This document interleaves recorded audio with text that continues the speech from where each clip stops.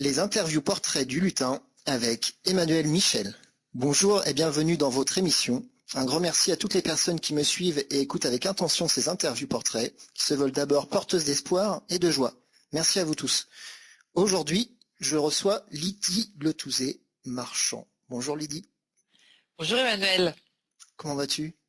Eh ben écoute, ça va super. Il fait génialement beau, j'allais dire. Je suis dans ma ferme et puis je suis avec toi et pour ce petit moment bien sympathique, donc je suis très contente, ça va bien. Ok, alors je t'ai invité et je suis très heureux, je te remercie d'avoir accepté cette invitation. Merci à toi. Donc en fait, je voulais d'abord savoir d'où tu nous appelles, d'où tu viens comme ça.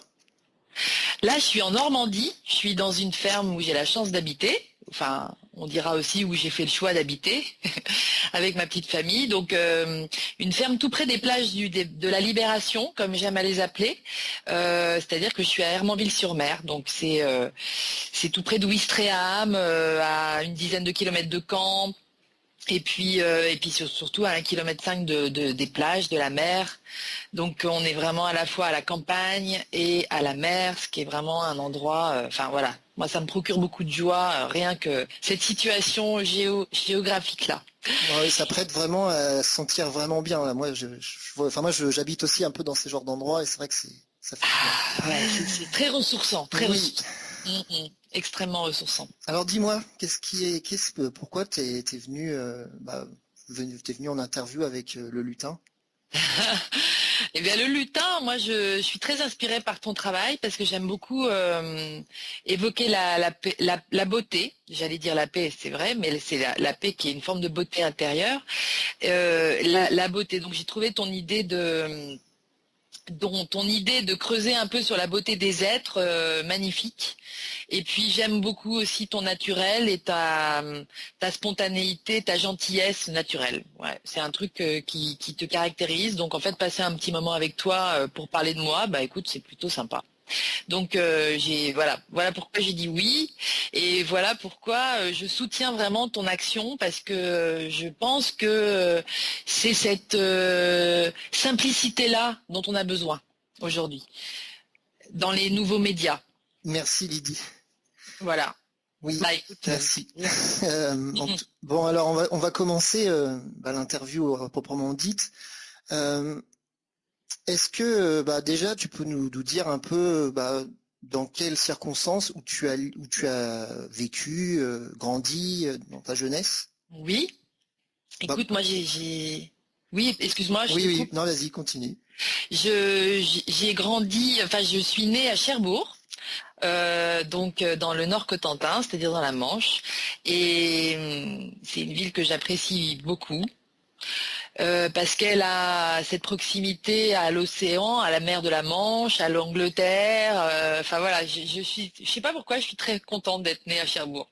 J'ai beaucoup vécu plus dans les environs de Caen, mais voilà, bon, je suis normande pure souche, ça c'est sûr. Après, dans une famille aimante, j'ai eu une enfance très sympa, très sympa. Je pense que j'ai été gâtée au niveau de la forme et des personnes que j'ai choisi d'aller rencontrer et de venir rencontrer, que j'ai choisi comme parents, que j'ai choisi comme frères et sœurs. Donc ça a été vraiment une jolie petite enfance, voilà. Mais je dirais une enfance déjà consciente. Parce que pardon. Oui, pourquoi? Parce que j'étais très à me questionner beaucoup. Je me suis beaucoup posé de questions quand j'étais petite et je m'en souviens encore. J'étais dans des interrogations, mais aussi dans des révélations, des formes de révélations, mais j'avais pas forcément l'occasion ou les opportunités d'aller vérifier ce qui me venait à l'esprit, les idées qui me venaient. Par exemple, je me souviens très bien d'avoir fait une sorte de, je sais pas si c'était un voyage astral ou je sais pas quoi, mais en tout cas, clairement, je me suis dit, ah non, mais la vie, c'est un rêve, en fait. On est tous en train de rêver, hein, voilà. Puis quand je lis tous les bouquins du style Les Accords Toltec, enfin, puis toutes les révélations que j'ai eues ces dernières années, on va dire, j'ai confirmation que toutes ces hypothèses que j'émettais à l'époque étaient réelles. étaient des réalités, peut-être dans des mondes parallèles ou des dimensions différentes de celles de la 3D qu'on connaît bien, mais voilà, c'était des réalités. Donc très petite, très gamine, très jeune, mais c'est-à-dire pas bébé, hein, c'est vers 7 ans, mais tu vois, j'ai des souvenirs vraiment où là je me dis, mais tous les autres, ils se rendent pas compte que c'est comme ça ou quoi? Quel jeu on joue? À l'école, je posais des fois des questions un petit peu comme ça aux instits, parce que je me disais, bah c'est des références, mais bon, il bottait en touche au niveau des réponses. J'ai jamais été nourrie au niveau des réponses. Tu te décrirais plutôt comme une enfant curieuse alors, étant jeune. Oui, curieuse. Moi, je dirais presque philosophe, en fait. Philosophe, tu réfléchissais beaucoup sur le sens de la vie, pourquoi Oui. ceci, cela. Ah, complètement. Complètement. J'étais complètement alpaguée par une forme de conscience sur la vie et je comprenais pas que je puisse être si toute seule dans Tu te cette sentais seule, là. tu te sentais seule Je me sentais seule. dans cette recherche. Oui, je me sentais seule dans cette recherche, mais j'en ai pas souffert. C'était comme ça. Et puis, de toute façon, naturellement, comme j'habitais à la campagne, j'ai vite embarqué frères, sœurs, copains qui habitaient dans le coin. T'as des frères et sœurs? T'as beaucoup de frères et sœurs? J'ai un frère et une sœur. D'accord. Donc ils sont plus jeunes que moi, mais pas tellement. Donc mon frère a un an et demi de moins que moi, et Sophie, ma sœur, elle a 3 ans et demi de moins que moi. Donc c'était vraiment, on était une petite troupe avec les voisins et tout ça, et on partait en vadrouille dans les champs. Et puis on se faisait des histoires, on inventait des trucs et tout. Donc moi je pense que toute mon équilibre d'enfant, je l'ai trouvé dans ce lien avec la nature en fait, parce que c'était juste évident. En fait, on partait de la maison pour l'après-midi entier, et puis on revenait que le soir et ressourcer, mais on s'était pas dit ah on va se ressourcer dans la nature. C'est juste que là la vie prenait forme, tous nos rêves, voilà, Vous rêviez ensemble avec tes frères et sœurs ou c'était... non, on rêvait pas, mais on se faisait des films un peu. On était dans des aventures. Par exemple, c'était le Club des 5 à fond à la télé à l'époque. Oui. On était tous fans de ça, et donc on sortait de la maison après avoir vu un épisode et on se le refaisait en vrai, quoi. Donc on inventait le méchant qui était dans la cabane du fond du champ là-bas. Enfin, tu vois, c'était vraiment des trucs et on était en live total sur nos délires de gamins. Mais ça, c'était dehors, c'était dans la forêt, c'était dans les champs, donc on était vraiment en lien total avec la nature. Mais c'était pas forcément de l'extraordinaire. C'était pas avec les fées, les lutins et tout ça. Tu vois, on n'était pas trop connecté à ça parce que c'est pas une culture non plus dans laquelle j'ai grandi. Oui. Même si j'adorais qu'on me lise des contes de fées, mais c'était pas forcément ce qu'on faisait tous les soirs. Alors, Voilà. et alors tu te considérerais comme une élève studieuse à l'époque? Ah oui, carrément. Ouais. Ah oui, oui, oui, parce que du coup, tous ces questionnements, bon, je vois qu'à l'école, on m'y répond pas vraiment. Mais par contre, pour pas me faire trop remarquer, je vais pas forcément résister à ce truc qui me saoule un peu, hein, je te dirais, parce que je suis curieuse, mais bon, les maths, la géo, l'histoire, ça me passionne pas des masses. Mais par contre, je sais que ce qu'on attend de moi, c'est que je travaille bien. En tout cas, c'est l'idée que je me fais de l'élève que je suis. Donc en fait, il faut que je travaille super bien. Donc je suis première et tout ça. C'est un peu des trucs. T'es souvent la première de la classe. Voilà, ouais, ouais. Et, Oui, mais c'est vraiment dans une démarche. Bon, bah voilà, maintenant c'est bon, vous me demandez plus rien. Enfin voilà, j'ai fait mon truc. tu faisais le job, tu faisais ce qu'on te Ouais, demandait. je faisais le job, exactement. Et donc, alors, tu te passionnes pour quelque chose? Il y a quelque chose qui te passionne à l'école? Pas vraiment en fait. Non? Non, mais j'aime bien les relations aux autres déjà. Je crois que je suis très comme ça. Je me souviens dans un carnet, un instit, je crois que c'était en CM1 ou CM2 qui avait mis très bon travail. Et de plus, Lydie est une excellente camarade parce que je me souviens très bien d'avoir aidé un gamin, mais un de mes copains, parce que voilà, j'étais très j'allais dire dans le social déjà, parce que j'ai bossé dans le social plus tard. Mais en fait, c'est ça. Bah, de toute façon, c'est un peu le sens de la vie, hein, d'être amour avec l'autre et puis de recevoir l'amour de l'autre. Voilà. C'est ça. T'as toujours aimé être connecté aux autres, en fait. Ce que je Ah ressens, ouais, ça c'est sûr. Ça c'est sûr. c'est quelque chose qui te caractérise bien, je pense. Complètement, c'est un truc qui est impératif pour moi et ouais, d'être dans un lien vrai avec les autres. Et je pense que quand on est enfant, c'est un truc qui est très facile. Oui, ouais, c'est Ouais. vrai. On perd un peu cette notion-là en grandissant, ouais. Exactement. Ouais. Mais c'est vrai qu'à l'époque, je me suis pas interrogée là-dessus parce que pour moi, c'est naturel. On est nature avec l'autre. L'autre, il est nature avec nous. Et il y a pas de calcul, il n'y a pas de, voilà. Donc, De peur, oui, d'appréhension non, de l'autre. ouais, il n'y a pas de peur de l'autre. Moi, je me souviens d'avoir eu peur, entre guillemets, de l'autre. C'était des garçons qui étaient amoureux de moi. Que du coup, je pense que je drivais une forme d'amour et tout, donc il y en avait qui étaient amoureux de moi et qui voulaient m'embrasser et tout, et là, j'ai dit non, là, là, non, Oh non. là, les sauvages, on se Voilà. calme. Et puis aussi le côté appartenance, tu vois, c'est comme s'ils voulaient que je sois à eux. Ah non, non, non, ça va pas du tout, hein. Moi, j'étais Non. pas du tout dans ce trip-là, petit copain et tout. C'était très amour un peu, Le côté possessif, ouais. ouais, le côté possessif, ça m'allait pas. Et donc, c'est des premières connexions comme ça où tu te dis bon. Ah bah non, mais moi je suis amie, mais je suis copine avec lui, mais pas amoureuse du tout, c'est pas ça. Et pourtant, bon, c'est de l'amour tout ça, c'est la même chose, hein, qui se décline à différents degrés, quoi. Mais Oui. voilà, Ok. voilà. Donc Ça, là, donc ça c'est ton côté très sociable, et donc en oui, fait ça depuis toute jeune. Et alors donc à l'école tu travailles bien, oui. et à un moment donné tu fais un choix où tes parents te disent de choisir une carrière, quelque chose? Ah ben, écoute, en fait, c'est assez marrant parce que bon, moi j'ai adoré l'anglais, j'ai adoré faire des langues. Ça, c'est un des trucs qui m'a le plus botté. Et puis, je sais pas pourquoi, j'avais étudié la question de faire des écoles de commerce, une école de commerce. Oui. Parce que je pense que j'avais cette facilité d'échange et que bah, le commerce, c'est l'échange en fait. Hein, c'est l'échange de Oui. valeurs entre les êtres humains. Donc maintenant, avec le recul, je sais en parler comme ça. À l'époque, je savais pas trop pourquoi. Et puis, il y avait un truc quand même. Est-ce que c'est parce que personne n'avait répondu à mes questions? Est-ce que c'est parce que ceci, cela? Mais en tout cas, très vite dans mon enfance, adolescence, j'ai glissé vers le pouvoir que j'ai donné à l'extérieur. C'est-à-dire, j'ai complètement oublié que moi, à l'intérieur, j'avais un vrai pouvoir. Oui. Et donc je l'ai donné totalement aux autres, à l'extérieur. Donc j'ai été très influençable et donc très influencée. Et donc j'écoutais beaucoup plus la parole des autres, notamment des profs. Donc en ce qui concerne l'orientation professionnelle, c'est vrai que j'ai pas écouté beaucoup mon cœur. Mais là, en fait, on a quand même un souci parce que bon, bah, j'ai l'impression on est nombreux à avoir vécu ça, hein. Ouais, Et moi, je l'ai vécu moi-même, ouais, de me laisser influencer par les professeurs, même par les parents. complètement. Et en fait, c'est à ce moment-là en fait qu'on devrait plutôt justement pouvoir avoir des choix, essayer des choses et peut-être parce que Exactement. ouais, C'est important à cet âge-là de pouvoir être guidé sur la reconnexion avec soi quelque part. ouais, ouais, c'est ça. Ouais, qu'est-ce que dans le fond, dans ton cœur, bah, qu'est-ce que tu penses, qu'est-ce qui te fait vraiment plaisir de faire en ce moment, quoi. Exactement. Qu'est-ce qui te fait vibrer? Ouais, Exactement. Alors forcément, voilà, moi à 16, 17 ans, j'étais pas du tout entourée de gens qui étaient à même de m'apporter ces questionnements-là. Et donc, je me suis complètement fondue dans cette confiance à l'autre avant d'avoir confiance en moi. Et puis du coup, j'ai suivi. Alors moi, j'étais bonne en maths, en seconde, donc et il n'y avait pas grand monde.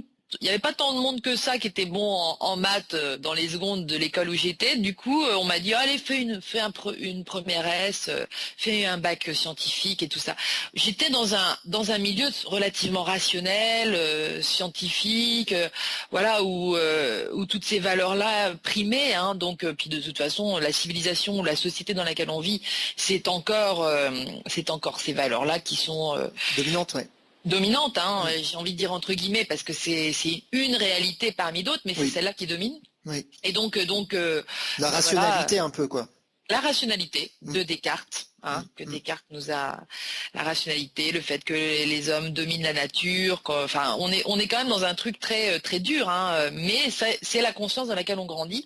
Et donc, en fait, en l'occurrence où j'ai grandi, et donc j'ai suivi ce truc en me disant, bah ouais, avec un bac S, je vais pouvoir faire ce que je veux.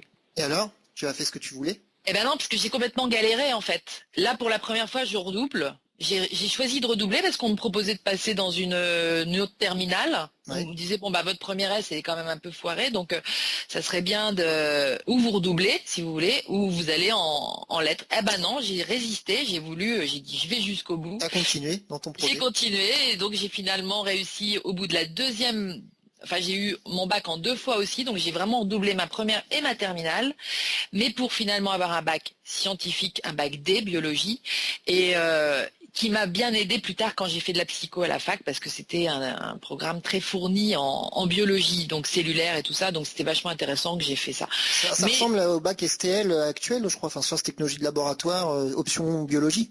Non, Non. ça ressemble au bac, je pense, S actuel, mais Ouais. sauf que c'est option biologie à D'accord. l'époque qui existait, alors que ça n'existe plus maintenant, la nuance, je crois, entre la biologie ou la physique. C'était D'accord. ou physique ou biologie. Mais du coup, ça, c'est super, en fait, ce qui se passe à l'époque. Mais même, je le vis en conscience que c'est super. C'est-à-dire que je me dis, waouh, quand même, je redouble, j'ai jamais redoublé de ma vie et tout.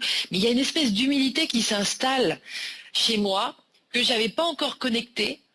Et je me dis, voilà, tous ceux qui ont redoublé avant et que je regardais un peu de haut, même si c'était pas ça dans mon cœur. Mais Ouais, voilà, pour toi qui avais l'habitude d'être la première de la classe, du coup là, ça t'a exactement. transformé là, du coup, tu t'es dit, tiens, Ouais, j'ai appris beaucoup grâce à ça. Et c'est ce que je te dis, c'est rigolo parce que j'avais conscience que j'étais en train d'apprendre quelque chose en vivant cette expérience, en ouais. fait. Parce qu'il y a rien de tel que l'expérience pour comprendre les choses, pour intégrer, pour les capter. C'est fou. Et donc là, c'était vraiment l'expérience, une belle et grande expérience de ma vie. Et c'est pour ça que délibérément, j'ai voulu redoubler. Parce que je vous dis, j'avais le choix de passer en terminale. Mais voilà. Bon, donc voilà. Et alors, C'était marrant. ça se solde par une réussite et Oui. Donc avec une réussite. Et puis du coup, pour te dire à quel point je suis un peu, on va dire têtue, c'est-à-dire que genre je maintiens. Alors la psychologie est quelque chose qui me qui m'intrigue fortement, mais quelque à part ce moment-là ou ça faisait longtemps? je dirais que c'est dans ces temps-là que premièrement j'ai été consciente que ça existait. D'accord. Parce que, en fait, alors là, c'est une rencontre, je vais pas me mettre à vous la raconter, mais c'est vraiment incroyable. En fait, il y a une espèce de tragédie grecque qui s'est jouée dans le village où j'habitais. C'est-à-dire que il y a un couple alors on était dans le fin fond de la Normandie, dans le fin fond de la Manche. On habitait un joli petit village qui s'appelle La Glacerie. Et puis un couple de Parisiens est venu s'installer en maison de campagne, pas très loin de l'épicerie. Ma mère tenait l'épicerie du village. Oui. Bar, tabac et tout ça. Donc en fait, ces gens-là sont venus sont venus faire leurs courses et puis on même lié amitié avec mes parents. C'était assez sympa. On était allé même prendre un verre chez eux un soir et là, j'avais adoré. On va dire leur façon d'être, de vivre et tout, et je me suis dit mais c'est quoi la psychanalyse et tout, et là ils m'ont expliqué, bah tu vois un iceberg, bien souvent, l'être humain c'est un peu comme un iceberg, t'as une partie visible et puis une partie invisible qui est assez énorme, et en fait là c'est l'inconscient, c'est ce qu'on appelle l'inconscient, et tout ça c'est des choses qui vont influencer ta vie, qui vont se manifester dans ta vie, Les donc là 90% invisibles en fait. oui, il y en a bien 90% invisibles. Et là, ça m'a totalement scotché et intéressé, passionné. Et comme Ça ils t'a avaient l'air retourné de... le cerveau en fait. Ah ouais, Waouh. complètement. Il y a eu une révélation à ce moment-là. Et comme ils m'ont plu aussi dans leur être, tu vois, dans ce qu'ils vivaient. Ils étaient heureux d'avoir acheté cette maison. Ils se sentaient trop bien au milieu de la nature. Mais alors, Emmanuel, c'est assez difficile en fait, parce que la suite est difficile. C'est-à-dire que ils étaient tellement en lien avec la nature que cette femme, alors c'était des gens qui étaient divorcés, lui avait 2 enfants, 2 filles, et qui étaient venus ce week-end-là avec eux en week-end, voilà, avec leur belle-maman. Oui. Qui, belle-maman, faisait tout pour que ses belles-filles soient heureuses avec elle, etc. C'était vraiment des gens, mais d'une générosité vraiment super. Et ben, ils vont cueillir des plantes sauvages pour faire une salade en se référant à un bouquin de chez Nathan qui existait. Oui. Et là, elles prennent de la ciguë pour de la carotte sauvage. Aïe. Donc, Et c'était toxique. et ben voilà, elle est morte, cette femme. Oh. C'est pour ça que je parle d'une tragédie grecque. Ouais, c'est moche là. Parce que c'est vraiment, mais ça m'a là doublement retourné le cerveau parce que même à l'époque j'ai pas compris. Alors il y a même une des 2 filles qui a failli passer. Mais je sais que ça a été une histoire, et Sylvie, si tu nous entends, parce que je pense que maintenant j'ai un autre rapport aussi à la vie, à la mort, etc. Que cette femme qui s'appelait Sylvie, elle n'a pas été pour rien dans cette aventure qui a été mes choix professionnels et tout ça, parce que c'est vraiment grâce à elle que j'ai été ouverte à la psychologie humaine et à toutes les voies vers lesquelles ça peut nous mener. Enfin voilà. Un moment marquant, deux titres, d'un côté tragique et d'un côté joyeux pour toi en fait. Exactement. Exactement, parce que c'est ça la vie en fait. Ouais. C'est voilà. Les contrastes. C'est les contrastes. Alors c'est vrai que j'ai envie que ça. Enfin, j'ai pas envie que ce soit triste pour autant notre conversation, parce que c'est à travers des expériences toujours qu'on comprend les choses. Et en voilà une, moi qui m'a vraiment marquée. Puis après j'ai repris contact avec le monsieur qui m'a aidé à intégrer une université à Paris. Enfin voilà. Alors du coup, à partir de ce moment-là, qu'est-ce que tu décides? Tu décides de devenir psychologue? Tu fais quoi? Oui. C'est-à-dire que je fais une première année à l'université comme pour valider, parce que je suis toujours influencée par l'extérieur et la psychologie a une très mauvaise réputation. À l'université, enfin dans la vie de tous les jours, en tout cas dans mon milieu, c'est les gens ont du mal, avec. C'est un peu vous êtes 500 en première année ou peut-être 1000 maintenant, je sais pas, mais à l'époque on était 500 ou 600. Et puis de toute façon vous foutez rien, enfin c'est pas intéressant, c'est pour les babos, c'est tout ça. Donc, non mais c'était un peu ça. Moi j'avais plein de potes qui faisaient économie. Donc c'est vrai que c'est pas des écoles de commerce. Souvent ils avaient fait ils avaient fait des prépas pour rentrer dans des écoles de commerce, mais c'était un peu trop chaud, donc ils n'étaient pas rentrés. Donc du coup, je me retrouve dans un groupe d'amis qui fait de l'éco. Je me dis tiens, je vais aller faire économie et tout. Et puis un jour il y a eu un cours. En avril, je me souviens, où le prof a dit donc, selon les statistiques, tout le monde réagit selon la courbe Y égale AX plus B. Et là, j'ai su, il y a eu quelque chose dans ma tête qui s'est allumé. J'ai dit ah non, tout le monde ne réagit pas selon la courbe Y égale AX plus B. Tout le monde réagit différemment. Tout le monde réagit selon ce qu'il est vraiment à l'intérieur. Donc bon, j'ai dit. Ouais, là c'était trop dans un étau quoi. C'était trop. Ah ouais. Et donc je voulais aller voir justement la psychologie. Là ça a été un truc qui m'a poussé à m'inscrire. Alors j'ai arrêté cette première année d'éco au mois d'avril-mai. J'ai bossé pendant 5 mois. C'était en quelle année ça? Oh alors là les années j'ai du mal, mais je dirais que c'était en 90 peut-être, 90-91. Un truc comme ça. Et là j'ai décidé donc d'aller bosser, parce que tous les ans je bossais à La Hague. J'avais un boulot d'été pendant 2 mois. Là, j'ai demandé s'ils voulaient pas me prendre un peu plus et ils m'ont pris pendant 5 mois. Donc, j'ai bossé pendant 5 mois. Et puis, à la rentrée, je me suis inscrite en psychologie. Et là, j'ai eu un poste de pionne. Donc, en fait, on va dire mes arrières étaient assurées en termes de financier, c'est-à-dire que j'étais surveillante dans un à mi-temps, mais ça suffisait. Et voilà. Et donc là, je me suis installée avec mon petit copain de l'époque. Et ça c'était des volontaires. Enfin, c'était quelque chose que tu voulais être indépendante de plus en plus par rapport à tes parents. Ah oui, oui. Mes parents me faisaient comprendre aussi que ils avaient pas non plus, c'était pas des gens forcément dans l'abondance et dans voilà. Après, je pense ça a été important aussi pour mes parents qu'on puisse se débrouiller assez vite seul. Par soi-même, oui. Voilà, de développer notre autonomie, ils étaient vraiment là-dedans, et moi ça a été un truc complètement naturel. Donc d'aller postuler pour avoir un poste de pionne. Et puis je l'ai eu très vite. Donc là, moi, de nombreuses fois dans ma vie, avec le recul, je vois que la loi d'attraction a été très très présente et a fonctionné tout le temps, quoi, en fait. mais donc c'est vraiment ou les signes, les synchronicités, par exemple cette histoire avec Sylvie dont je vous parlais tout à l'heure. Oui. C'est vraiment il y a une puissance dans le signe. Enfin, en tout cas, que je vois plus, bien sûr, avec le recul, mais sur le coup, c'est vraiment un truc. C'est évident. C'est ça. Hein, donc c'est vraiment dans, voilà, à la lecture aujourd'hui, avec tout ce qui s'est passé, c'est plus facile, mais quand même, c'est vrai que. Alors, tu fais tes études en psychologie, donc tu as été jusqu'au bout du cursus, j'imagine. Oui, alors jusqu'au bout du cursus, oui, pour devenir psychologue du travail à la fin. Parce que pareil, en psychologie aussi, on nous dit qu'est-ce que vous voulez faire exactement comme spécialité. Donc moi, à la base, je voulais être psychologue pour aider mon prochain, et donc plutôt clinicienne. Mais je me confronte à un problème, et cette fois, j'écoute mon cœur.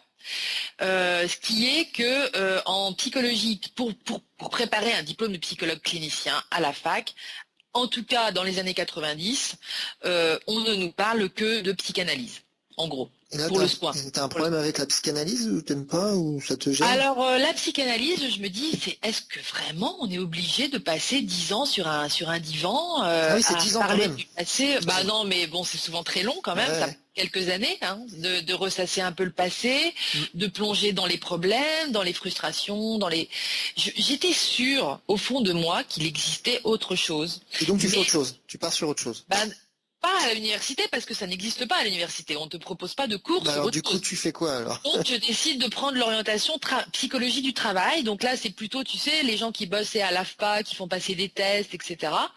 Donc, c'est quelque chose de pragmatique, de pratico-pratique. Là, il y a des trucs, 2 plus 2 égale 4. Ouais, donc là t'es vraiment dans le métier, t'es dans l'expérience. Je suis dans le métier, mais je suis un peu déçue, je te dirais, du contenu des cours pour devenir psychologue. C'est-à-dire que je m'attendais à quelque chose de plus philosophique. D'accord. C'est beaucoup plus scientifique presque, tu vois. On arrive, on fait énormément de biologie, on comprend comment fonctionne le cerveau, on comprend comment fonctionnent les cellules, les échanges cellulaires. Ça, c'est super. Moi, j'ai appris beaucoup. Mais j'ai été frustrée. J'étais pas nourrie au niveau de l'âme. J'étais pas nourrie au niveau de vraiment tout ce que j'attendais qu'on m'explique sur l'humain, sur c'est quoi être un être humain, c'est quoi Alors, le fonctionnement d'un être humain, ça non. du coup alors enfin, Alors je quelle sors, expérience tu décides de vivre pour justement nourrir cette envie de découvrir l'humain? exactement. Écoute, je décide de travailler donc en sortant avec mon diplôme en poche, je mets pas de plaque du tout, mais je me dis que je vais aller à la rencontre des gens que je pourrais éventuellement aider. Donc quels sont les gens qui vont pas bien? Donc D'accord. voilà. Donc tu retrousses tes manches et tu te dis allez hop c'est parti. Oui, voilà, c'est parti. Donc, a priori, en France, en tout cas, c'est dans le social que le travail est concentré sur les gens qui vont pas bien, Ouais. dans le but de les aider. Donc, je me retrouve à postuler à postuler à des postes. Enfin, j'ai vraiment fait un gros mailing. Là, je me suis dit bon, en plus j'ai fini mes études à Paris, donc après j'ai rencontré mon chéri à Paris, donc on est revenus vivre en Normandie tous les deux délibérément parce qu'on savait qu'on aurait des enfants et que c'était pas possible à Paris. Donc on avait très envie de retrouver la vie au naturel, on va dire. Ouais. Et donc là, à ce moment-là, avant de revenir en Normandie, j'ai fait un mailing, j'ai trouvé très vite du travail pour accompagner des gens qui étaient au RMI à l'époque. Maintenant, Ah, on a un problème de son. Le son va revenir.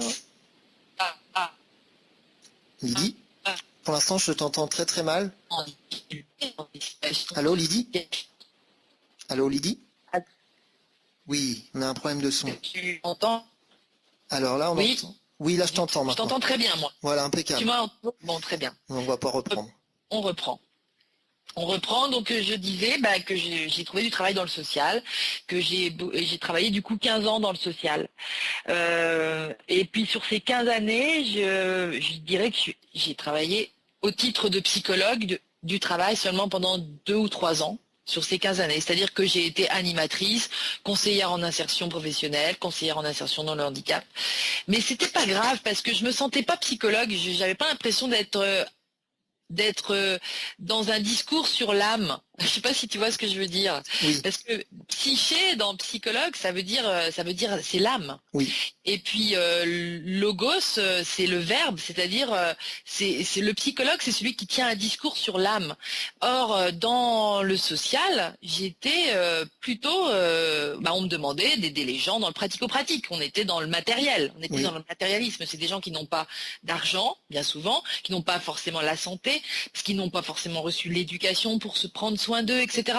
Mais c'est nous qui leur disons donc comment faire. Alors là, on est beaucoup aussi dans la prise de pouvoir sur autrui. Bon, Ouais. tout ça, ça s'est construit dans ma tête, on va dire ces réflexions, ces remises en question se sont construites au fur et à mesure. Mais je vais dire qu'au bout de 15 ans, une quinzaine d'années d'expérience dans ce milieu-là, j'en suis revenue parce que j'ai vu que les intentions de départ au niveau de la création, c'est-à-dire que c'est toujours des associations bien souvent qui aident les gens. Oui. Eh bien, les intentions de départ ne sont pas forcément suivies parce qu'il y a des impératifs, alors bien souvent financiers, bien souvent de l'ordre du management, etc., qui vont imposer des organisations qui vont un peu à l'encontre, je dirais, du bien-être des uns et des autres, hein, que ce soit les salariés qui travaillent dans ces boîtes-là, mais aussi les gens qu'on aide.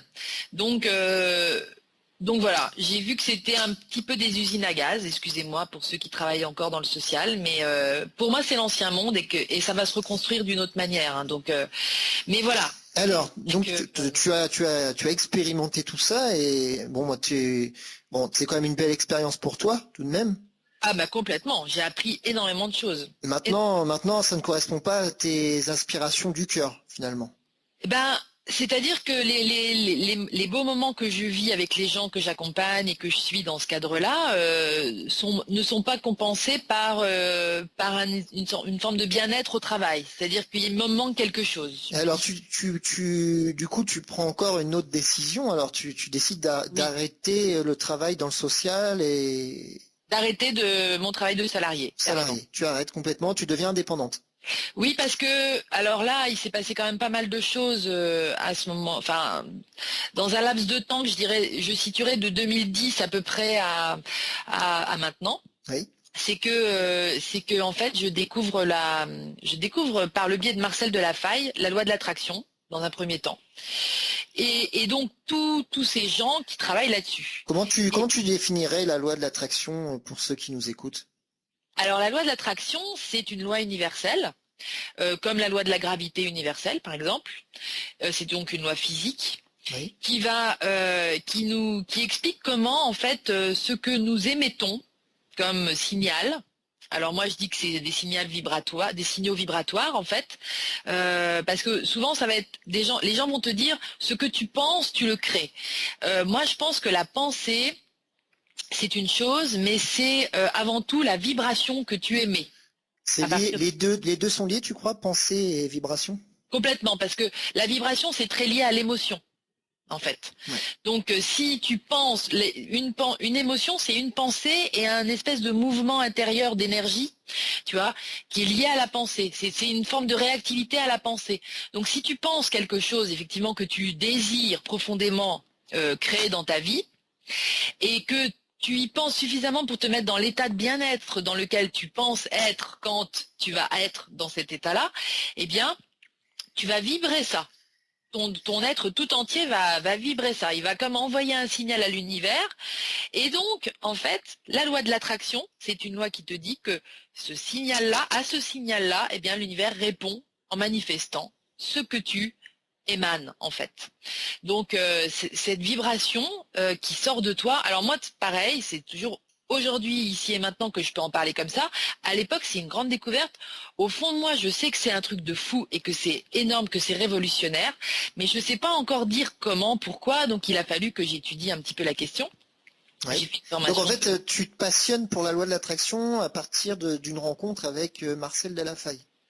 Un livre, en fait, un livre de Joey Vital, Le facteur d'attraction, qu'une copine, Christelle, me propose de lire. D'accord. Et donc après, cette amie, Christelle, elle était déjà en lien avec Marcel. Donc en fait, voilà, de fil en aiguille, je m'inscris à une formation sur Internet de 6 mois avec Marcel Delafaye, qui non seulement me parle de la loi d'attraction, mais en fait me fait découvrir et redécouvrir ce que je suis vraiment. C'est-à-dire justement ce pouvoir que j'avais laissé à l'extérieur, eh ben, je commence à comprendre qu'en fait il m'appartient et que j'en ai un à l'intérieur, si tant est que j'arrive à reconnecter avec. Oui. Hein. Donc je vois toute la puissance de la reconnexion avec moi-même. Comment tu reconnectes alors, progressivement? Ah bah alors là, il y a la méditation, Oui.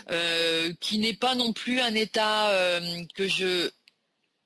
Enfin, je dirais que c'est pas facile pour moi la méditation parce que je suis un peu quelqu'un dans le mouvement facilement. Oui. Alors en fait, m'asseoir 5-10 minutes toute seule.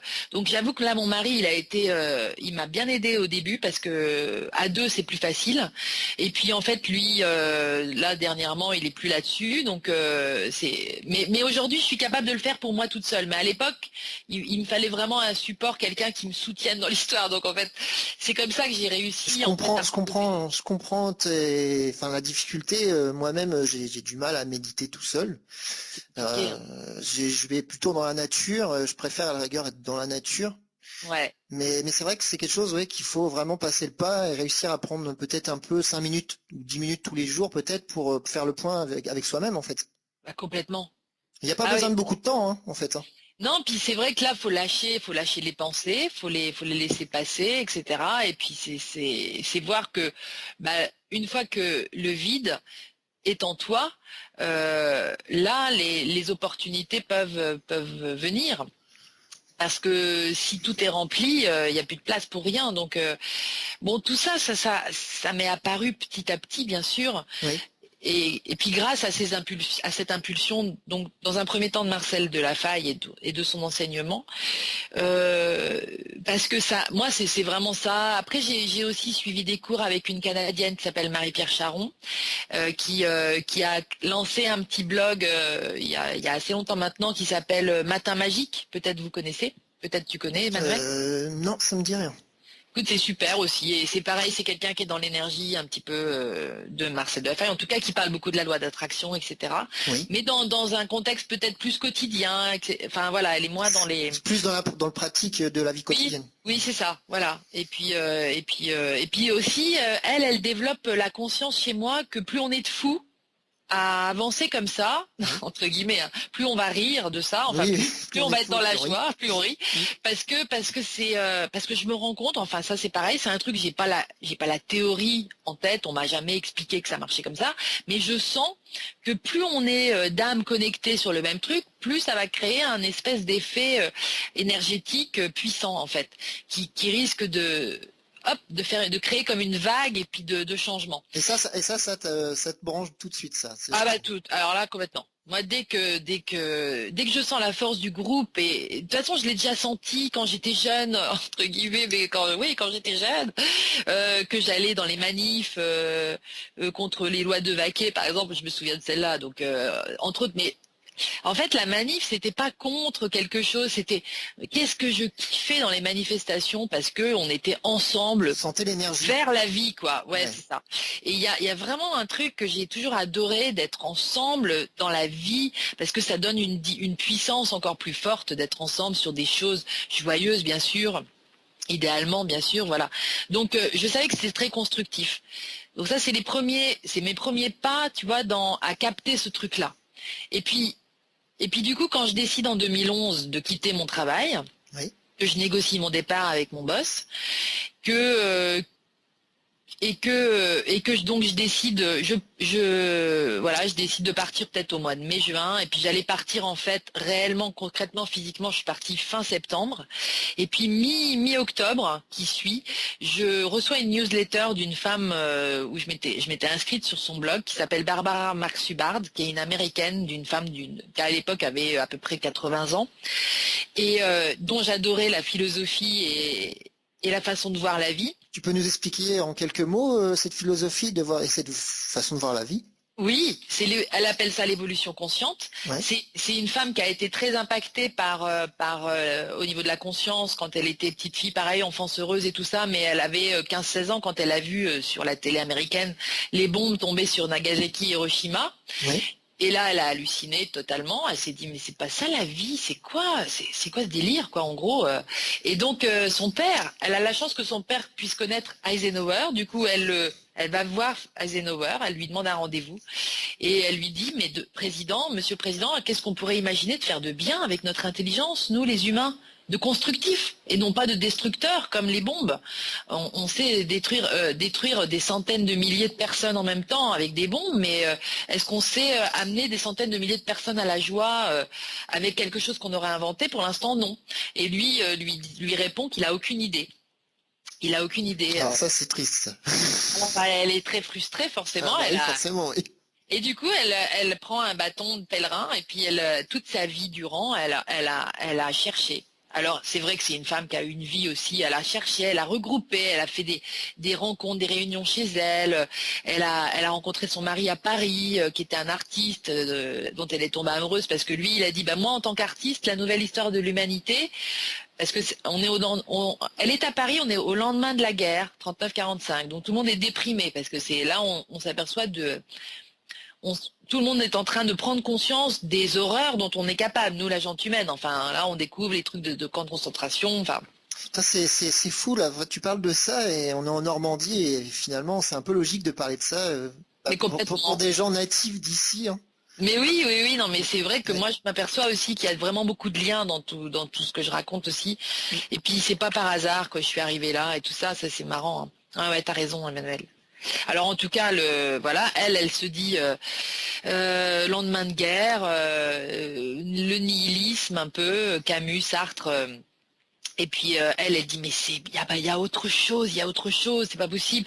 L'humanité doit se reconstruire une nouvelle histoire. Il faut qu'on arrive à partir vers des choses qui nous motivent, dont on a envie. Il faut qu'on sache pourquoi on se lève le matin, etc. Et puis en fait, donc elle épouse ce mec qui est un artiste et qui lui dit bah moi, en tant qu'artiste, j'imagine. Je sens que ma responsabilité, c'est d'imaginer l'autre monde, le monde dans lequel on aurait tous envie de vivre et tout ça. Donc en fait, elle tombe amoureuse de lui rien que par rapport à ça. Et puis ils ont 5 enfants et tout ça. Ils Ouais. vivent aux États-Unis et tout. Et donc en fait, elle a écrit 2 ou 3 nouvelles, mais au lendemain de sa carrière entre guillemets de maman et ses enfants qui commencent à partir du nid et tout ça, elle fait une dépression. Elle explique ça toujours très bien parce que je trouve que c'est le sens de la dépression, c'est hyper puissant aussi, si tu veux, tous ces gens qui vont mal. C'est aussi des contrastes qu'on vit pour nous faire comprendre. C'est notre âme qui nous dit non mais réveille-toi. Pour aller vers le mieux, pour aller vers Voilà, le plus t'es beau. pas, voilà, notre âme elle nous dit t'es pas en train de vivre la vie que tu es venu vivre. Donc euh, on va dire C'est que une bonne après, nouvelle en fait. ah bah carrément. Après des pressions, parce qu'en fait, il y a quelque chose qu'on sent tous en nous, plus ou moins, selon si on a coupé ces capteurs-là ou pas, parce que des fois on les a bien coupés, bien verrouillés. Donc c'est ça tout un travail thérapeutique. Moi je dis que la thérapie, je l'ai pas mise de côté, mais c'est important de savoir qui aller voir, pourquoi faire, tu vois. Mais par exemple là, pour retrouver le sens de sa vie, en fait, il faut rentrer en connexion avec soi-même. Tu me posais la question tout à l'heure, c'est quoi? C'est aussi ressentir se sentir en fait, sentir dans son corps ce qui se passe. Et donc des fois, on sent pas qu'on est plein, qu'on a une grosse pression à l'intérieur, parce qu'il y a la vie en nous qui est là pour s'exprimer pour un truc bien précis. Et puis en fait, on l'écoute pas parce qu'on l'entend pas. Parce qu'on a verrouillé tout ça. Donc je te dis là, à ce moment-là, c'est intéressant d'aller voir un thérapeute qui va te réveiller ça quelque part, qui va déverrouiller, Et qui toi, va essayer. tu vas voir un thérapeute à ce moment-là? Moi, je vais voir des gens qui vont déverrouiller ça par l'énergie. Moi, Ouais. je vais voir un magnétiseur, bien souvent. Ouais. Je vais voir des gens qui travaillent sur les mémoires cellulaires, parce que nos cellules, elles ont pris en mémoire toutes nos petites habitudes Ouais. de pensée, mais de fonctionnement général aussi. Donc là, moi, j'aime bien aller voir ça. Après, chacun va trouver sa méthode. Tu vois, il y a plein de méthodes différentes pour se retrouver, pour se reconnecter à qui on est vraiment. C'est vrai Et que c'est quand même assez heureux de voir qu'il y a vraiment énormément de méthodes, énormément de choses. ah ouais, Et bah que, tu parlais toi, Emmanuel, d'aller dans les bois, dans la nature. C'est ouais. aussi une méthode, ça, tu vois. C'est une méthode de prise en charge de toi, où tu dis, bah tiens, là, j'ai besoin de me réancrer, de reconnecter à la terre. Après, il y a les élixirs, il y a énormément de choses, hein. Il y a les élixirs, voilà, exactement, les essences, les huiles essentielles, les fleurs de bac, Ouais. l'homéopathie, j'aime beaucoup. Enfin, bon, voilà, il y a vraiment Il y en plein a d'actes. vraiment pour tout le monde pour essayer, enfin, pour prendre soin de soi en fait. Pour prendre soin de soi, à partir du moment où on a mis le doigt sur le truc qui coince, tu vois. Parce que moi, c'est intéressant, je trouve, des fois, de comprendre avec sa conscience ce qui coince, à quel niveau. Et d'ailleurs, c'est ce boulot-là, moi, que j'aime bien faire avec les gens, en individuel. Ouais. C'est-à-dire, c'est de capter avec eux, de leur renvoyer, parce que c'est de la co-création, hein, tu vois, la personne, elle s'exprime, elle va me raconter des trucs, et puis tout d'un coup, je vais capter en même temps qu'elle son fonctionnement à elle, je vais lui renvoyer ça, et je vais lui dire, bah, tu vois, dans ton cas, ça serait intéressant que tu ailles faire un travail énergétique, parce que là, tu as pigé, tu as vu que ça avait coincé à ce moment-là, et là, il y a un nœud émotionnel. Donc, l'énergie, elle circule plus. Pour la faire mieux circuler, pourquoi pas aller déprogrammer tes cellules, sur ce modèle-là, quelque part, et puis les reprogrammer sur un modèle que tu veux, toi, vivre. Parce que tu sais très bien ce que tu veux vivre, en fait. Et alors, alors pour revenir à Barbara, en une seule phrase, qu'est-ce qui te plaît, tu trouves ça beau? Alors, Qu'est-ce que tu trouves beau, en fait, chez elle. ouais. Alors, je trouve beau cette mobilisation pour l'évolution consciente des individus et donc des sociétés et donc de l'humanité. Et alors, et ça, c'est quelque chose qui vibre très fort en toi. Ah bah complètement. Moi, ça me parle direct. Je me dis, mais c'est ça, c'est pour ça que je suis là aussi. Moi, c'est ça. Je comprends pourquoi je suis devenue psychologue. C'est-à-dire que je suis devenue psychologue pour comprendre l'âme et le fonctionnement humain, pour ensuite accompagner les gens dans leur changement, en associant plein de thérapies différentes. Tu m'as compris tout à l'heure, tu vois, Oui. j'en reviens à ça. C'est-à-dire que je ne suis pas du tout la thérapeute, je suis une espèce d'aiguilleuse du ciel, on va dire. Oui, bien. Et c'est vrai qu'il y a une espèce de vision qui m'apparaît et que je renvoie à la personne et qui va se comprendre tout d'un coup et qui va savoir qu'en allant voir un tel, elle va pouvoir décoincer ça, ci ou ça. Alors, qu'est-ce que tu fais aujourd'hui? Ben, c'est ça que je fais. D'accord, tu aiguilles les gens vers ce qui pourrait les aider à reconnecter avec eux-mêmes, en fait. Voilà. Et c'est vrai que si d'aventure, je m'aperçois que la personne a avant tout besoin de se dessiner une vie, de voir beaucoup plus clair parce que je pense que pour moi c'est le moteur le plus important. C'est-à-dire, c'est de savoir ce que tu veux vivre. Mais ça peut être la paix et la sérénité, ce que tu veux vivre, tu vois. Mais il faut aussi leur remettre peut-être un peu d'espoir aussi, parce que parfois on a un peu perdu l'espoir. Complètement. L'espoir est un passage obligé. Et d'ailleurs, Marcel Delafaye, elle parlait souvent de l'échelle des émotions, elle parle souvent de l'échelle des émotions, donc c'est vrai que nos émotions, on va des émotions négatives aux émotions positives.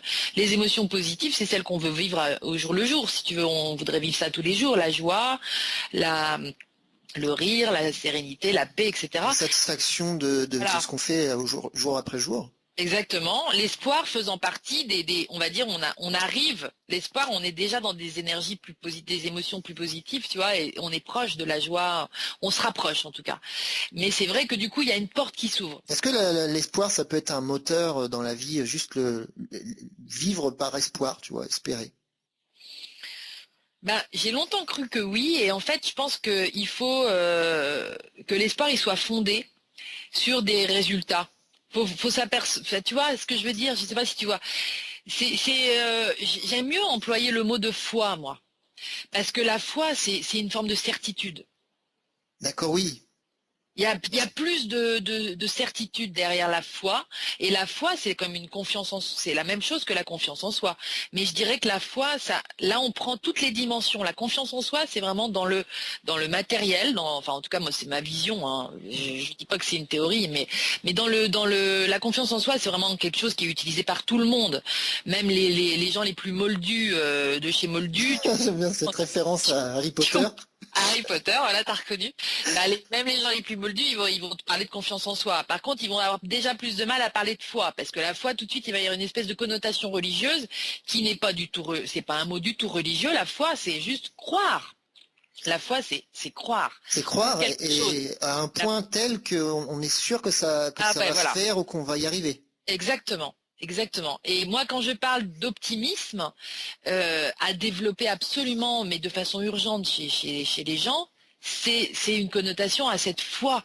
C'est-à-dire, c'est de l'ordre de la foi que je voudrais installer l'optimisme chez moi pour pouvoir le rayonner suffisamment pour que ça s'installe chez les gens. Alors, comment tu fais pour avoir la foi? Alors, comment je fais pour la question, hein. Attention, ça peut être vaste. Oui. Hein, là. Ah oui, c'est ça. En quelques minutes. Tu m'emmènes vers des mondes, toi, et puis moi, il faut que ça soit en une phrase. Bon. Alors, écoute, je suis exigeant, là. Ah bah ouais, mais bon, on va y arriver. Ah ouais, parce que la foi, c'est... Alors attends, c'est quoi que tu m'as posé comme question? Là, je suis partie. Alors oui, on parlait de la foi, et en fait, je me demande, toi, comment tu fais pour développer la foi en toi? Ouais.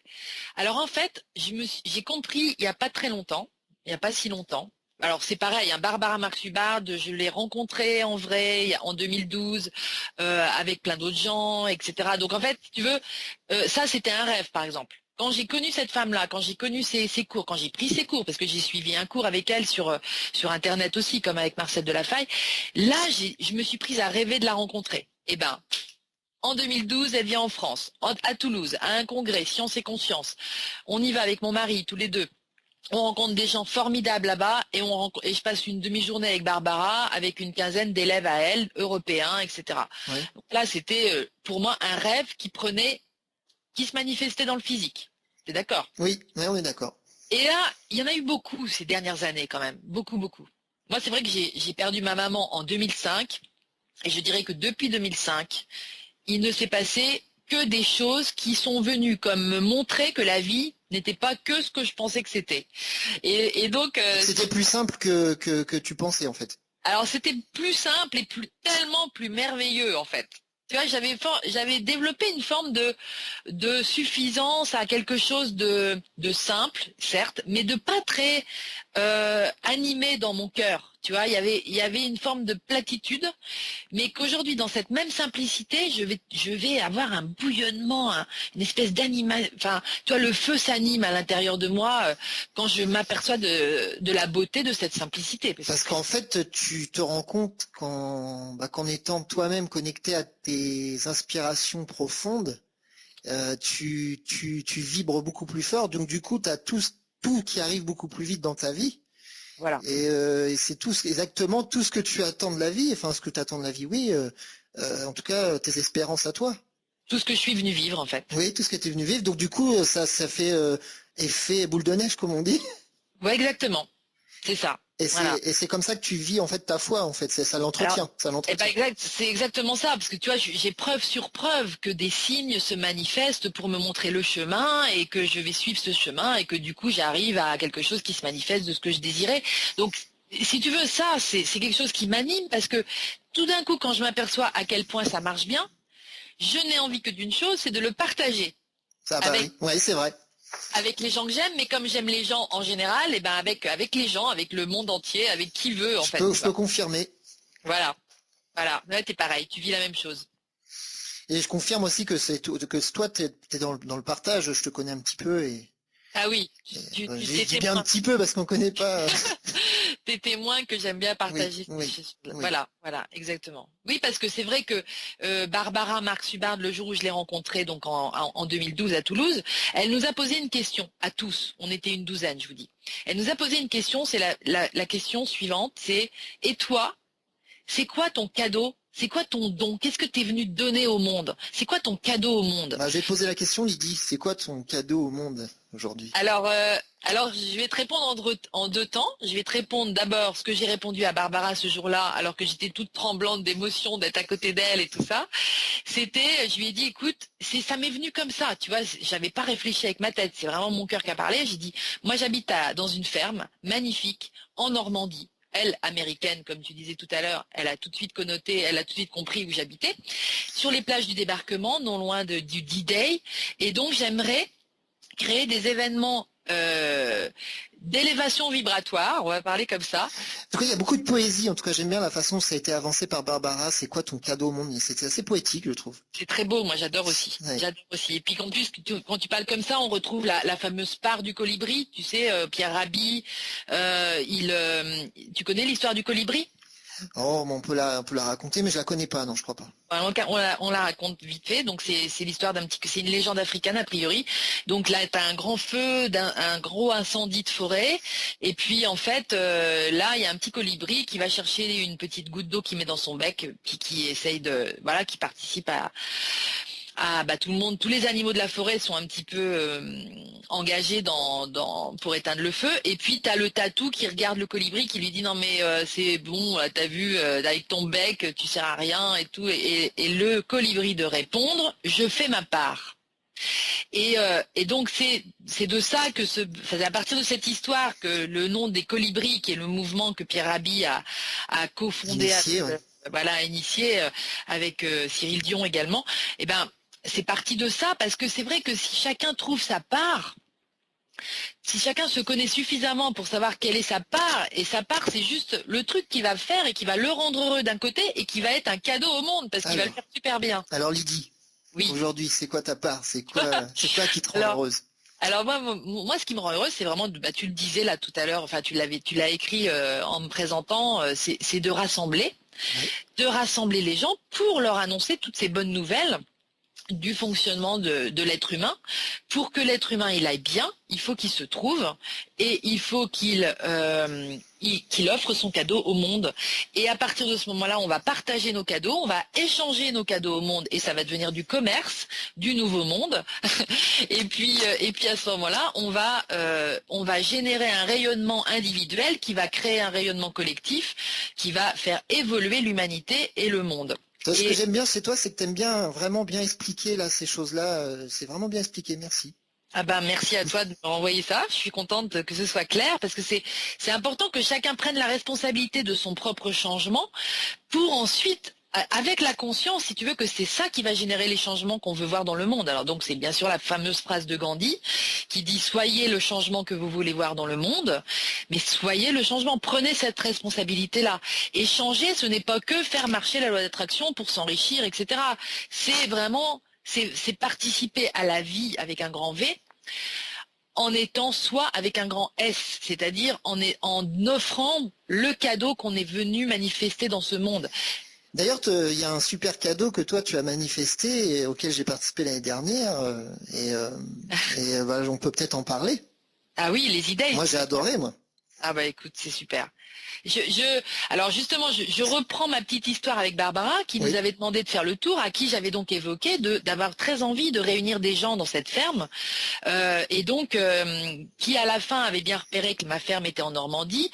Moi j'avais expliqué parce qu'elle connote beaucoup sur Pierre Teilhard de Chardin, qui est un écrivain français alors je sais plus du tout quel siècle, mais je dirais 16e peut-être. Et en tout cas, un moine qui a beaucoup écrit sur l'énergie humaine, qui a beaucoup écrit sur l'énergie de l'amour, par exemple. Donc c'est vachement intéressant. Et il a, je pense, créé le terme de noosphère. Et la noosphère, ce serait une sorte d'atmosphère énergétique, d'atmosphère, donc une espèce de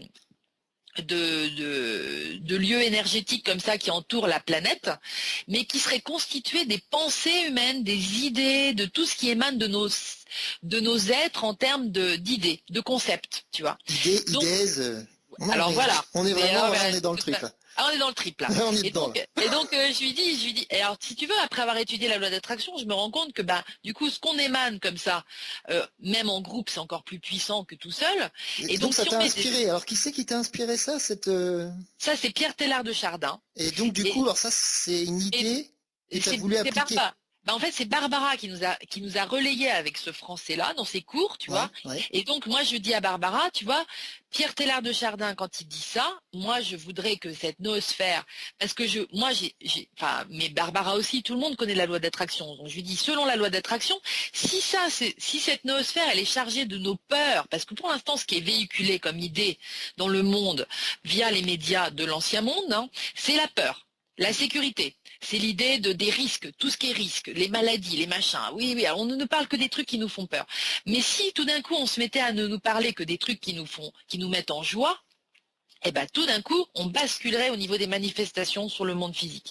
Et donc, je voulais prendre cette part de responsabilité en co-créant quelque chose de puissant dans la ferme. Créer cet espace, en fait. Créer cet espace de lumineux, si tu veux, de joie, pour pouvoir envoyer à la noosphère des concepts et des idées de joie au niveau comme une petite étincelle qui viendrait de la Normandie, tu vois. Oui. Et il faudrait qu'il y en ait plein dans le monde qui fassent ça. Moi, je veux bien partager le nom de E-Days.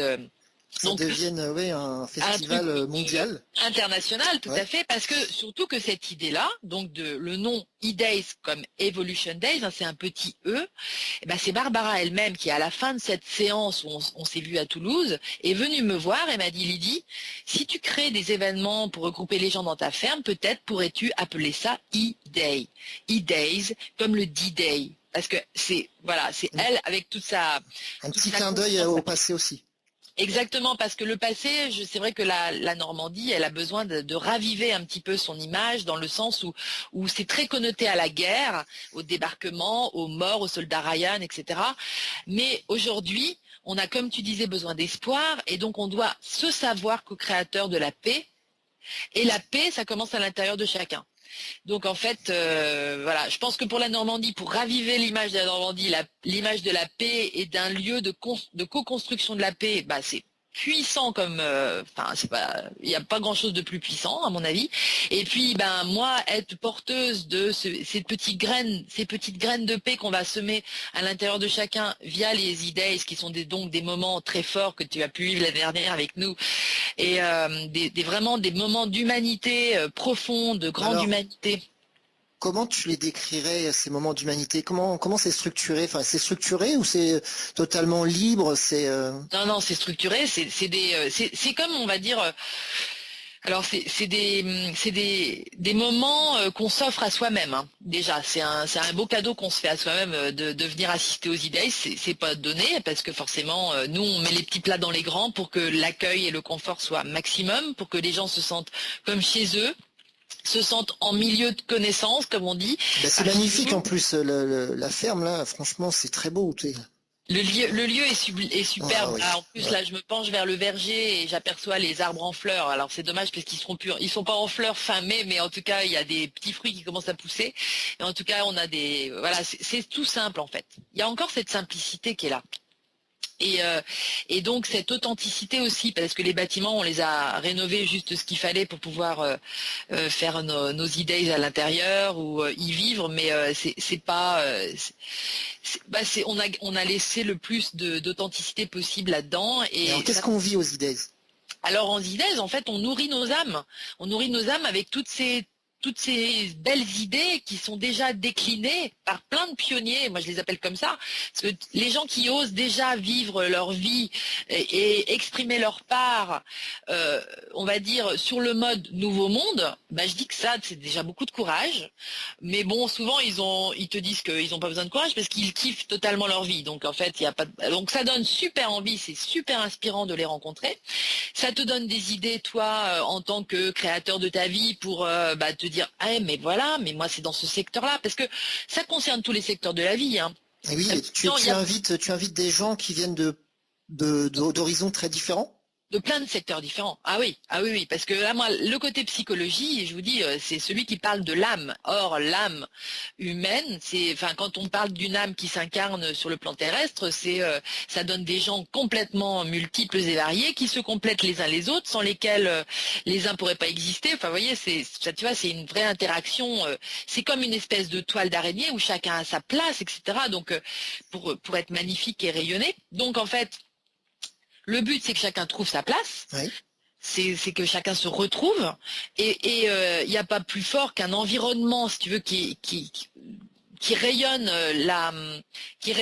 la joie d'exprimer qui je suis vraiment, pour moi, pour que je puisse, moi, tu vois, c'est comme si moi, tout d'un coup, j'arrive aux E-Days et je sais que je suis sur le chemin pour devenir qui je suis, mais il me manque un petit quelque chose parce que j'ose pas encore incarner vraiment, j'ose pas dire vraiment ce que j'aimerais faire. Du coup, là, tu vois qu'il y a des gens qui sont comme toi Voilà. et qui sont dans la Et en même fait, recherche. et voilà, et il y a ceux qui sont déjà dans l'action, Oui. qui viennent nous faire des conférences, des ateliers, qui viennent nous faire des échanges, il y a des débats, il y a des échanges, il y a des repas pris avec qui on veut, donc ça peut être avec ses intervenants, ça peut être C'est avec des assez gens festif en plus. c'est très festif parce qu'en plus on mange vraiment bien.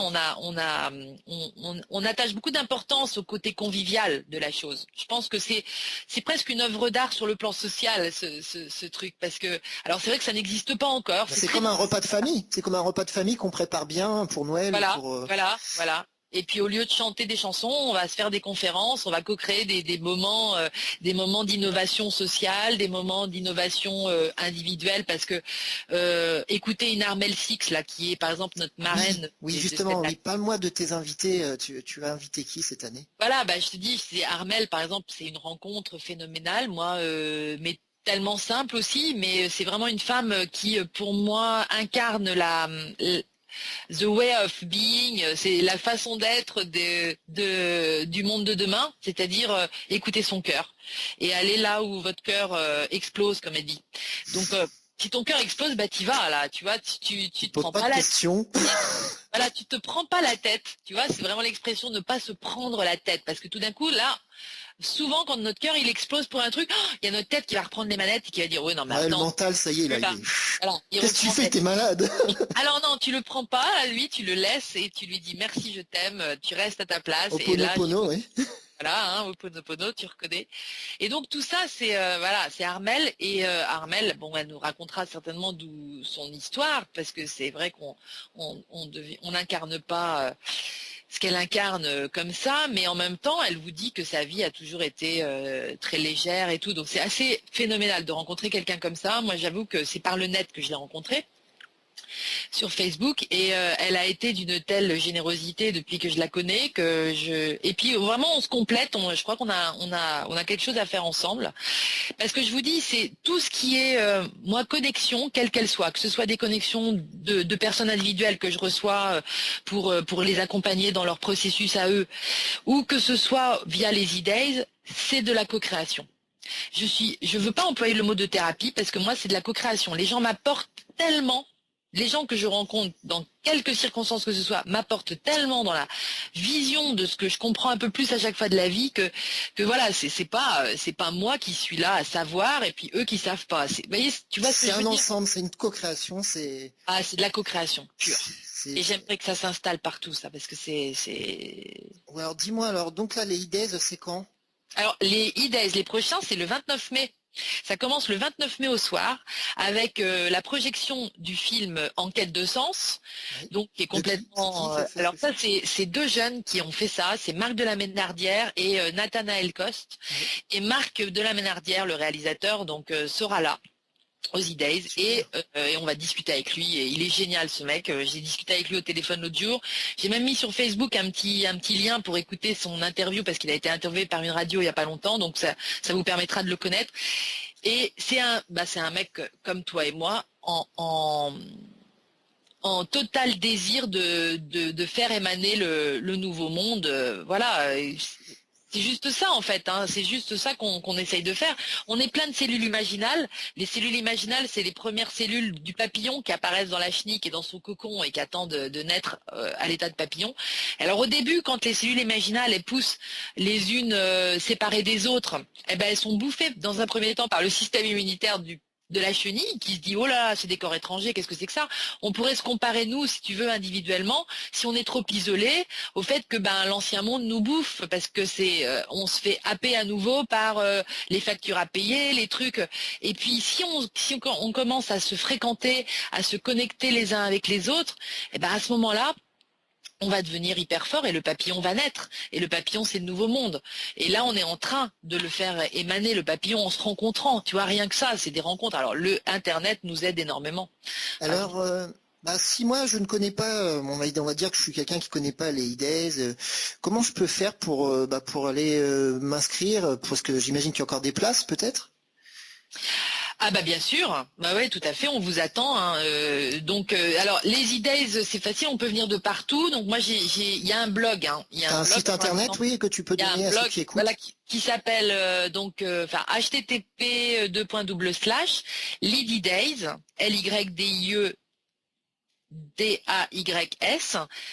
LYDAYS.tumblr, TUMBLR.com, je crois. Parce que j'ai un doute avec FR, mais je pense que c'est .com. Donc c'est voilà, leadydays.tumblr.com et ou .fr si ça marche pas. Et là on peut s'inscrire. Voilà, là vous allez avoir les infos pratiques, vous allez avoir la billetterie, vous allez avoir le programme bien sûr avec toutes les personnes qui seront là, parce que donc j'ai parlé de Marc de la Ménardière, j'ai parlé d'Armelle Six, mais j'ai pas parlé de Thierry Delattre, qui est quelqu'un qui travaille depuis très longtemps sur le pouvoir du moment présent, et donc c'est grâce à lui que je connais Armelle Six d'ailleurs. J'ai pas parlé non plus de Stéphane Drouet, qui vient venir nous parler de physique quantique, qui est un mec extra, qui est je dirais un intuitif qui est un scientifique intuitif de la physique quantique, parce que c'est pas un physicien à la base. Et moi, j'adore ce genre de carrière qui arrive de votre intuition, et je pense que ça, c'est l'avenir aussi. C'est-à-dire que la connaissance, on l'a en nous, et on n'a pas besoin d'aller à l'école pour s'en refoutre plein dans la tête. C'est juste qu'il faut qu'on arrive à laisser notre nature déborder. Et Aller chercher vraiment au fond de soi ce qu'on a besoin, nous, pour notre chemin. voilà, exactement. Faut se laisser aller à aller chercher au fond de soi, exactement. Donc en fait, on a ce Stéphane Drouet qui vient nous parler de. J'ai mis comme titre à son intervention le cœur à l'ouvrage, parce qu'il il est hyper fort pour nous montrer la puissance de notre cœur, en fait, dans la co-création et dans tout, dans la vie, en fait, hein. Tout est centré là-dessus, et il va nous faire des exercices, etc. Lydie, il me reste quelques minutes. Je vais peut-être te laisser, peut-être si tu as d'autres choses à ajouter. Écoute, oui, je voulais juste parler aussi d'un autre Stéphane. Il y a plein de Stéphane qui viennent. Ouais. Et Stéphane Rio, parce que lui, il a co-créé là dernièrement un MOOC, c'est-à-dire un cours massif sur Internet pour apprendre, alors pour devenir un entrepreneur du changement. Et je pense que ça, c'est primordial aujourd'hui qu'on se rende compte que tout ce qu'on aspire à faire, tout ce qu'on aspire à devenir, à incarner, à être, c'est important que ce soit intégré dans l'économie actuelle, dans l'économie, parce que l'économie, c'est la vie de la société. Et donc, se retrousser les manches pour devenir un entrepreneur du changement aujourd'hui avec nos talents. Hein, toi, par exemple, tu as un vrai talent d'intervieweur et de créateur, de peut-être d'une radio, j'en sais rien, mais tu dois avoir des aspirations, j'espère, là-dedans, parce que ça te va trop bien. Merci. Et bien, tu vois, devenir un entrepreneur du changement, c'est aussi s'investir de ça. C'est comment je pourrais goupiller ça en structurant comment, etc. Donc ce mec-là, il va venir nous parler de ça. Vous allez voir, il a un cœur énorme aussi. Enfin voilà, on va encore faire des rencontres. J'ai hâte d'y être. Ouais, voilà. Et donc toi, tu vas aussi certainement nous proposer des petits jus de fruits. Ah oui, bien sûr, comme l'année dernière. Hein, tu prévois de faire comme l'année dernière. Eh bien, écoute, nous, c'est avec ravissement qu'on reçoit ça. Et voilà. Et donc c'est du 29 mai au 1er juin. Donc ça commence le vendredi soir. C'est tout le week-end. Ça dure tout le week-end pour les gens qui veulent s'arrêter le dimanche soir, ça s'arrêtera le dimanche soir, mais ça peut aussi reprendre le lundi, parce que le lundi, il y a un atelier avec Armel Six qu'on va co-animer, elle et moi, pour vivre une expérience de co-création. C'est-à-dire que je pense que pour co-créer quoi que ce soit dans notre vie, il y a un truc incontournable, c'est de l'exprimer d'abord. Ouais. C'est de le dire, de le décrire, de décrire son désir. Qu'est-ce que je veux vraiment ? En fait. Et en fait, on va créer une forme de groupe, donc selon le nombre de gens qui vont s'inscrire à cet atelier, eh bien, il y aura un processus de co-création qui va en fait se mettre à rayonner dans l'expérience. Et je pense que les désirs exprimés des uns vont allumer dans la conscience des autres leurs propres désirs, qui vont pouvoir donc l'exprimer, et que ça va faire une roue comme ça d'expression. L'émulation, en fait. Exactement. Et c'est vraiment le mot aussi qui revient souvent quand je décris les idées, c'est l'émulation. Parce que le fait d'infuser comme ça dans un environnement propice à l'évolution, quelque part propice à notre évolution individuelle, eh ben en fait on infuse, c'est comme si on infusait, et tout d'un coup il y a des choses qui nous arrivent à l'esprit qu'on n'aurait pas forcément eu si on n'était pas venu aux E-Days, ou alors à d'autres environnements comme ça. Les belles énergies des E-Days. Et alors, exactement. J'ai une dernière question avant qu'on se quitte. Dis-moi. Alors là, c'est ton gros bébé, là, les E-Days. Oui, c'est vrai. Est-ce que alors donc en fait, tu veux le porter pendant longtemps, j'imagine. Ouais. J'aimerais bien l'organiser, enfin le co-organiser à d'autres endroits d'ailleurs. Participer à ça, mais même dans le monde. Ça, c'est une intention que j'envoie à l'univers, on verra. Alors donc c'est un de tes projets, mais alors comment tu vois l'avenir qu'est-ce que tu te vois faire dans les mois, les semaines ou les années qui viennent? Écoute, là, tu vois, il y a 3 ans, j'ai monté une boîte pour proposer mes services, en fait. Une entreprise, une SARL. Et là, je viens de la fermer. C'était fin mars dernier, et j'ai pris la décision de la fermer parce que ça a laissé aucune place, aucun espace à ma créativité, voire ça l'a fermé. Parce que les peurs arrivaient, puisque forcément, quand tu crées une SARL, les profits doivent être plus importants que les dépenses. Et pour l'instant, moi, ce que j'appelle les dépenses à mon niveau, c'est vraiment la création. c'est suivre mes idées, c'est suivre mes intuitions, c'est rencontrer des gens, je suis vraiment dans un truc créatif. Et donc, en fait, j'ai fermé cette boîte voilà, dont la structure ne correspondait pas du tout à ce que j'ai envie d'exprimer. Et alors aujourd'hui et demain, Et qu'est-ce donc qu'est-ce que tu vois? aujourd'hui et demain, et ben justement là, je me suis recentrée sur cette ferme. Je suis en train d'installer mes bureaux dans cette ferme, mon bureau, et donc et ben c'est recevoir sous toutes ces formes, j'allais dire. C'est recevoir de l'information par Internet et des connexions par Internet, mais c'est recevoir des gens ici en individuel pour travailler sur justement leurs désirs et leurs imaginaires. Oui. Et donc leur co-création future et désirée, c'est rassembler des gens, c'est organiser des conférences de temps en temps, mais toujours dans ce milieu vraiment propice en fait, tu vois, parce que pour moi c'est un milieu énergétiquement propice au développement de la créativité des uns et des autres. Donc en Lydie, fait, la rassembleuse dans la beauté. ah, c'est joliment dit, merci.